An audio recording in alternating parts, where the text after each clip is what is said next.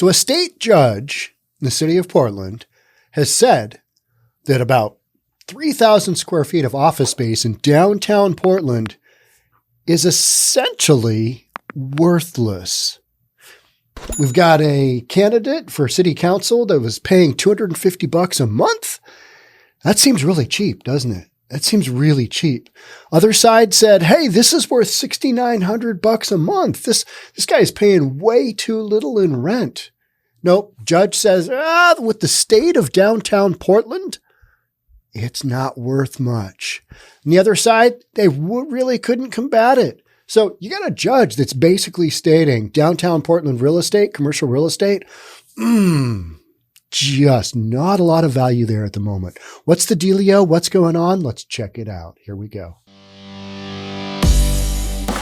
So the real story here is that the judge revokes the $77,000 fine against Portland City candidate Rene Gonzalez. Now, why is Rene Gonzalez important? Well, he just recently defeated Joanne Hardesty.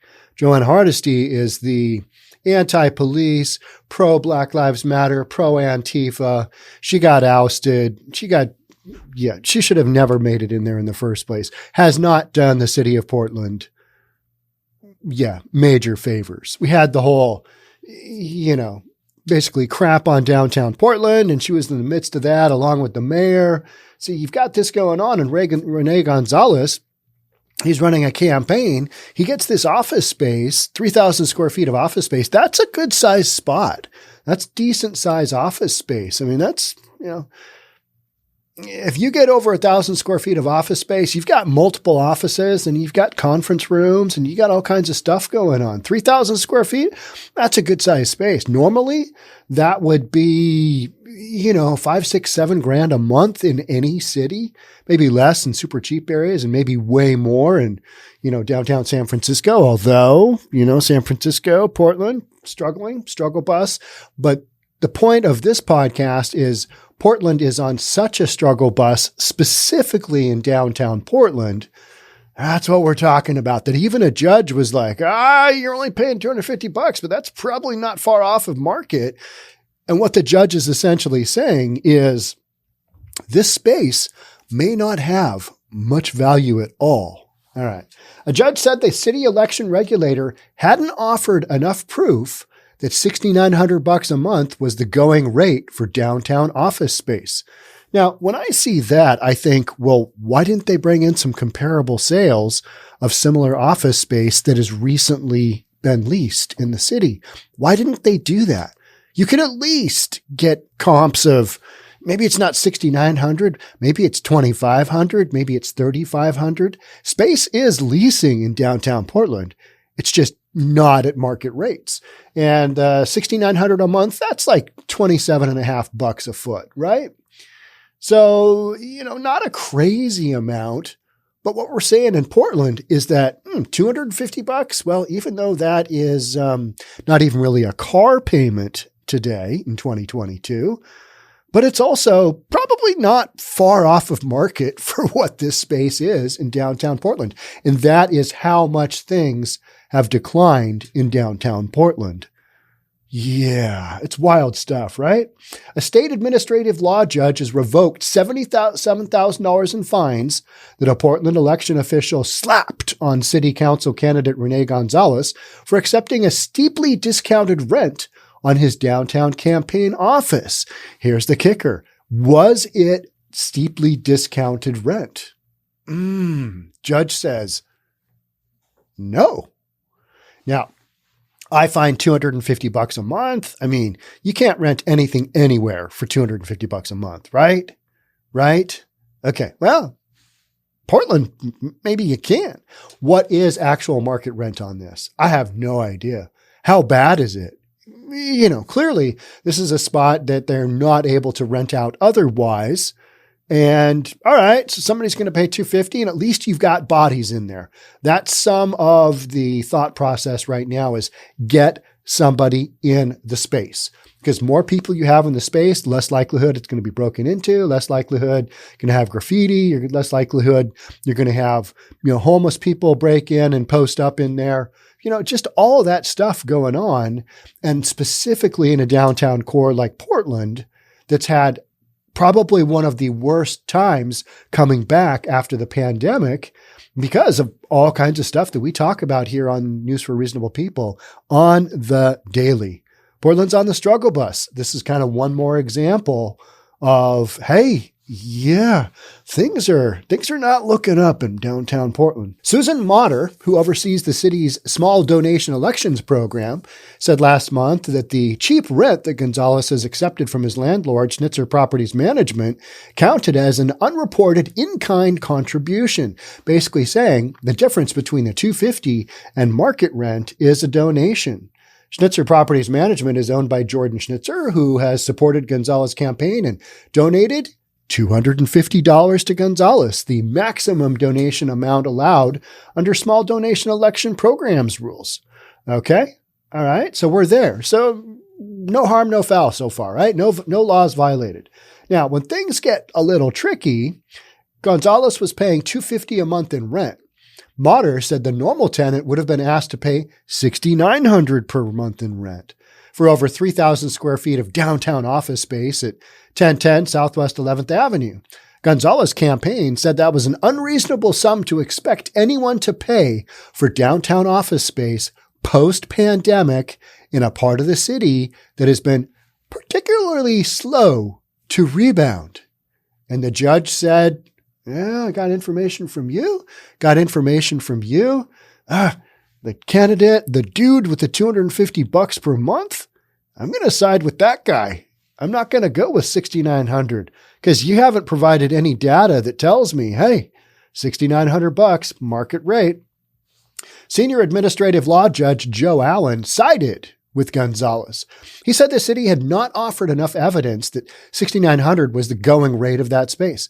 So literally at that point in time, all you needed to do was bring in whatever comparable sales are of rental data of space. Just go into your commercial database, plinkety-plinkety-plink, search for the last 6 months, last, year for leases of similar type space. Boom, there's your data. But you would think they would do that for a $77,000 fine, but either, number one, they couldn't provide data on what is actually being leased because there hasn't been any leases of space, similar space. There's got to be leases of some kind in that area. All right. So you either didn't provide the data or you didn't provide the data because you couldn't find any, or more than likely they just didn't provide any data thinking there's no way he's going to believe $250, but the judge did. The judge is basically saying, well, it might be worth more than $250, but you couldn't prove it. So, in this area of Portland, it's looking a little rough. Whole point of this is how far has the commercial market dropped in Portland? And it's dropped significantly enough where a judge is like, all right, we know it's worth more than $250. But $6,900? No. What evidence do you have to support that? Well, Your Honor, we don't. $250 it is. And that's not out of the believable realm, right? $250 is nothing. It's nothing for commercial space on a monthly basis. But in Portland, it might just be what you get for weird interim space that doesn't have a dedicated tenant. When you see a vacant space and all of a sudden it has like a Halloween store in it that's only going to be there for a month because Halloween only comes on October 31st. It's kind of that type of space, but imagine that it's space that, decent for hosting whatever it is you're going to do campaign wise, but you're not going to rent it long term for the campaign. It's interim use, right? So that's always going to be kind of discounted anyway, because it's just like, well, we're not doing anything with it. Let's get some bodies in there. Short-term use, yeah, you bet. $250, okay, sounds reasonable. And the judge said, I agree. I disagree with the other guy saying 6,900. The city failed to prove that appellants received prohibited contributions or in-kind contributions in the form of discounted office space because the city did not show the fair market value of the office space in issue was something other than what the appellants paid. The judge is saying, hey, what the appellants are paying, that's the only data we got right now. You guys just flubbed it by not bringing anything to the table here. Maybe they couldn't, maybe they wouldn't. Who knows? I would think that if they could provide data, then, in the form of comparable rental data, that they would ask for a continuance, but maybe that's a no-go. Maybe they're just like, F it. We're close to the elections anyway. Who cares? $77,000 fine. Whatever. I don't know. It seems like you'd go after that, right? Because going after a candidate like Rene Gonzalez in the city of Portland, that's a real thing. Because people wanted, they put Hardesty in there in the beginning, and then you've got Gonzalez kind of going, he's a more centrist candidate. He basically campaigned on more of a law and order. Well, you got Hardesty still saying, defund the police, abolish everything. It's a good idea. Both Gonzalez and his opponent, Commissioner Joanne Hardesty, are taking part in the small donor elections program, an effort to reduce the influence of money in politics.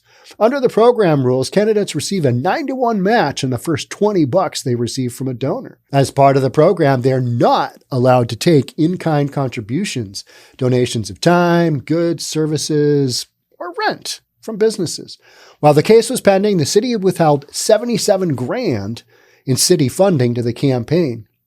In an earlier statement, Gonzalez accused election officials of overreaching and called for the money to be returned. Well, he was right. They were overreaching. Rent was closer to the $250 than it was the $6,900. And game over. Done. Judge is like, yep, Rene Gonzalez, going to go with your side. While we're pleased with the decision, the damage to the campaign has been done, he said, Rene Gonzalez. We look forward to receiving the $77,000 program is withheld as a preemptive enforcement action and putting it to work in the short time we have left. This was right before the election. So in spite of all that, this guy wins in Portland, right? You're getting really discounted rent. Well, not that discounted. That's what it came down to, right? Oh, here's your $77,000. Good luck with spending that before the election is over, right? Amy Sample Ward, the chair of the Portland Elections Commission, which oversees the small donor elections program, said they were stunned by the judge's decision. They walked into this meeting, this hearing, basically expecting the judge to go, $250? Yeah, that's way below market rent. And instead, the judge is like, no, yeah, we're going with that. So they were stunned. This ruling creates a loophole for donors to give enormous in-kind contributions, rendering useless the contribution limits in the program and penalizing those who play fair, she said. In issuing the penalty, the small donor elections director followed the law, which requires the use of objective evidence when determining whether a candidate accepted an illegal contribution. This ruling overturns the city's use of objective evidence. Gonzalez's campaign has not commented on the decision. Now, what you can say is that you are dealing with downtown Portland, like many downtown areas, has had a tough time coming back. City of Seattle, we've worked hard at doing that. And I say we, I mean everybody who's in the business ecosystem, supporting a mayor who's clearing out homeless sweeps, trying to get things going, fixing up those broken windows, clearing out parks, get the parks back to the people who want to enjoy them, who are paying taxes, all that kind of stuff. But Portland, downtown Portland, has been particularly slow to come on back. You've got a whole bunch of factors there, and businesses are not quick to move back to downtown Portland. And that's, a lot of that has to do with what happened in downtown Portland in the summer of 2020. You don't have enough police. You got people doing graffiti. You've got homeless everywhere. You don't have an environment in downtown Portland that businesses want to take part in. And so their rents have drastically reduced in some areas, not in all. There's still business going on in downtown Portland. There are still spaces guaranteed being rented out. It's not the Mad Max wasteland a lot of people want to make it out to be. But when you've got a situation where everybody's kind of looking around going, well, this isn't an area that's been hit hard in downtown Portland. And we can all agree that, $6,900 isn't anything anywhere close to what that space would go for. And then you take the option of the $250 a month. That's the kind of disparity that I looked at and went, whoa, a judge signed off on that? All right, interesting. So that kind of tells you, all right, this is the dealio with that space at this point in time in Portland. This isn't an overall judgment on Portland, although you guys are going to say it is. You guys are going to put in the comments, Portland's dead, it's terrible. Portland and Seattle are just dying. All right, yeah, certain aspects of them. You bet. You bet. Absolutely. This section of downtown Portland is having a difficult time coming back around. And this judge has basically agreed. And when I first saw this, I didn't really pay much attention to it. Then I started looking at the actual rent numbers and kind of honing in on that. And I did a little research and I'm like, wow, that's pretty interesting. That is how much Portland has, the demand has dropped for office space to the point where a judge and everybody else in a hearing with a political candidate and an entity from the city that's basically in charge of making sure, all political contributions are in line. Everybody at that meeting was like, we can't really support that number. That's, regular market rent in Portland. Yeah, that's a hard no-go, right? Because, if you're slapping a $77,000 fine, in essence, not allowing that money to go to a political candidate, you better have a good reason. And they didn't. And the judge said, yeah, well, this is Portland. So wild stuff, right? Yeah. So that's literally how this went down. And, it's kind of one more thing you put in the back of your head and you're like, all right, this is the reality. This is what's going on. This is an actual event that's taking place that kind of tells you where downtown Portland is at the moment. You get put a spotlight on it. It's like, ooh, that's not good. All right. That's it for me on this one. Thanks so much for joining. I'll see you in the next one. Bye for now.